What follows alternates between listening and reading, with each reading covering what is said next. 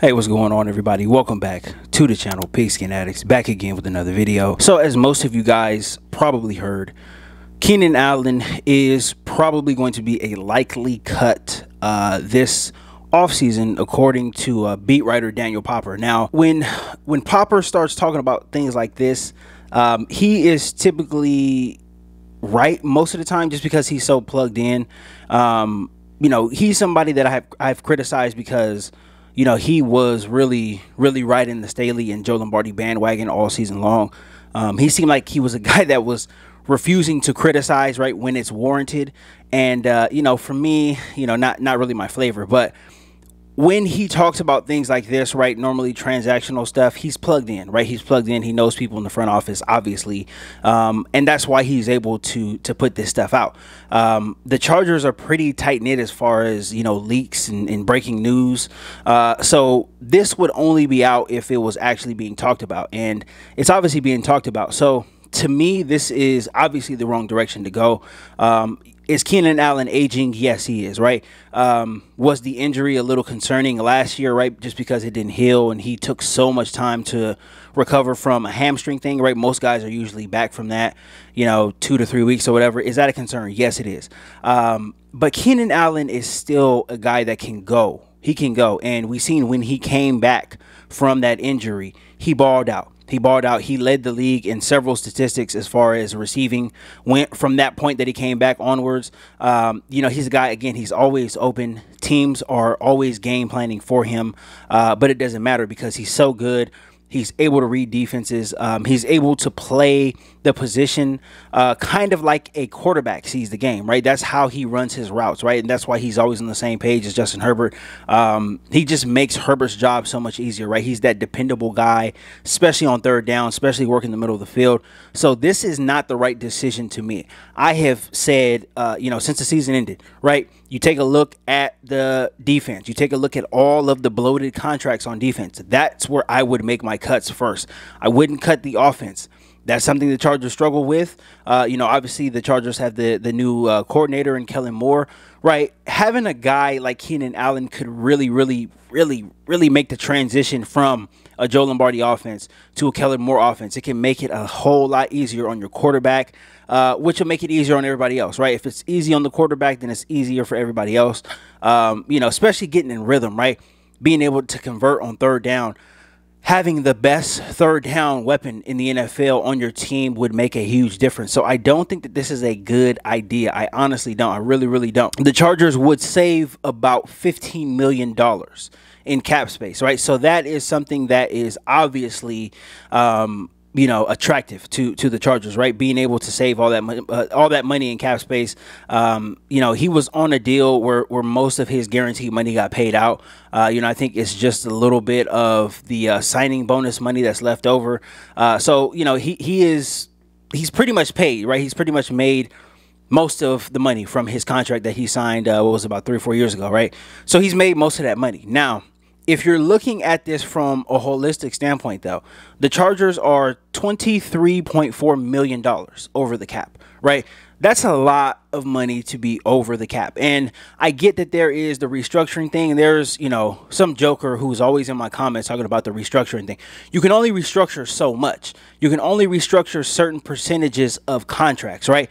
And when you look at contract restructures, think about kicking the can down the road. That's basically all it is, right? Let's kick a can down the road because we need to get our current cap under, right? We need to get under whatever the cap is, right? It's going to be 224 next year. So the Chargers need to get under that. So if they're going to go and restructure everybody, it's going to hurt down the line, right? Because you cannot keep restructuring year in and year out and year in and year out.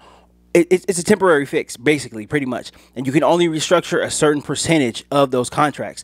So again, you're just going to kick the can down the road. You're going to make it harder for yourself. Herbert's going to get paid, right? You look at a Rashawn Slater. You look at a Asante Samuel Jr., those guys are going to be getting paid, right? So having a whole bunch of restructures when you're going to have to pay some of your superstar players coming up, it just doesn't make sense, right? The best way to alleviate, a bloated cap is to cut guys. That's really the best way because it is effective immediately, right? It's off the books. However much guaranteed money is left, right? If it's, however much, right? You can structure that into payments, you know, $2 million a year, $3 million a year for the next, you know, 3 or 4 years, whatever it is, right? You can do that, but cutting guys is the #1 way to get that off your books, right? Obviously, cutting, trading, getting guys off of the roster. That's the #1 way to get under the cap. If you're not able to do that, you're going to struggle, and again, you're going to be kicking the can down the road. So I think the savings, the cap savings, are really attractive to the Chargers, but when you look at it, they're still, even if they cut Keenan Allen, they're still going to be $8 million over the cap before they doing restructures and all of that stuff, right? You're going to have to get under the cap, but there's probably not going to be really any cap space to sign anybody, which means it's going to put pressure on the front office. It's going to put pressure on Tom Telesco. It's going to put pressure on the scouting department, everybody, to nail this draft. You're going to have to nail this draft. And this is where, you know, shelling out a lot of big money in free agency, this is where it comes back to bite you, right? If you don't win a championship, if you're not competitive, right, this is where it comes back to bite you, because you're going to have to pay the piper. And that's where the Chargers are with this. And to me, again, I think it is the wrong decision. There are bloated contracts on defense. The Chargers went out. They paid Sebastian Joseph Day. They paid Austin Johnson, right? They gave both of those guys big contracts, and they both pretty much play the same position, right? That's not smart. That's not smart, especially when you have a superstar quarterback that you're going to have to pay pretty soon, right? You can only afford to pay one position, pretty much, right? One position on defense, right?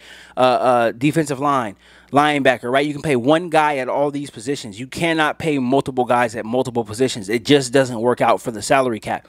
So now the pressure is really on this draft. And if the Chargers do, if they do cut Keenan Allen, they must go with a wide receiver in the first round. There's absolutely no ifs, ands, or buts about it. They must go with the wide receiver in the first round. There's going to be guys out there, right? There's going to be talented guys that are going to be available in the 20s for the Chargers. They need to go out and get somebody in the first round. They cannot cut Keenan Allen and leave the wide receiver room as is, because it's just not good enough. It wasn't even good enough with Keenan Allen on the team. So this can be an ugly, very, very ugly transition. Brandon Staley has a lot of work to do this offseason.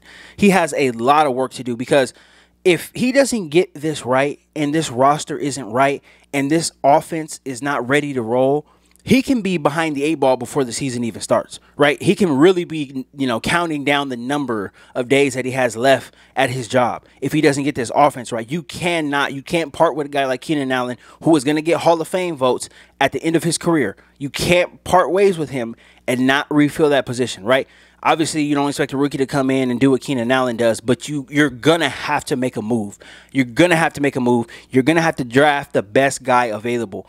And if the Chargers don't do that, if they do something funny or stupid in the draft, you can pretty much, you know, write everything off. Justin Herbert needs weapons around him. He needs weapons. You look at the 2 quarterbacks in the Super Bowl now. Both of them have weapons, right? They have what they need. They have weapons in the backfield. They have weapons at tight end. They have weapons on the outside at wide receiver.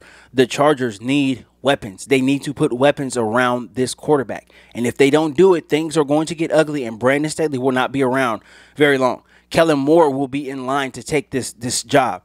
To me, honestly, I honestly think that's what the hiring was. If Brandon Staley doesn't get it right, they have a head coach in waiting. So this news is not surprising, but again, I think the Chargers are going in the wrong direction with so many bloated contracts on defense. You know, guys who are injured now as well, too. You can throw J.C. Jackson in there as well.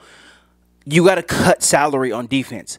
This was the 23rd ranked defense in the league this year. You got to cut salary. You cannot pay all these guys and have the 23rd, best defense in the league. It just doesn't make sense. You got to get Herbert his weapons. You have to transition to the offensive side of the ball. That's where all the focus this offseason needs to go. And if it doesn't go there, the Chargers are going to have a rough season. You can mark my words here. They're going to have a rough season because this defense is just not good enough. I don't care how much money they're getting paid. It doesn't make them any better, right?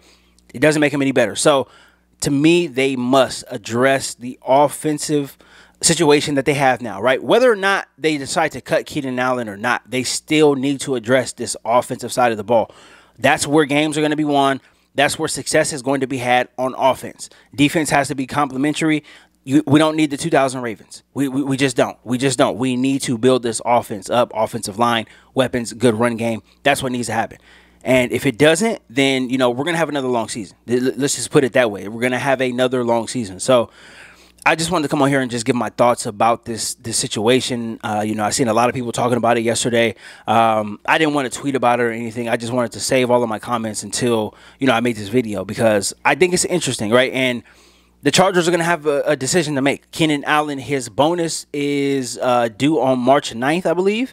It's due on March 9th. So, yeah, he has a $3.5 million roster bonus due on March 9th. So, if he's on the roster on March 9th, he is entitled to that money. And obviously, the Chargers are going to want to prevent that if they're going to get rid of him. So, we're going to see what happens here pretty soon. A decision is going to be made soon. I'm obviously going to be covering this, you know, as news continues to drop. But that's all I got for this video, guys. Thank you guys so much for all the support. I really appreciate it.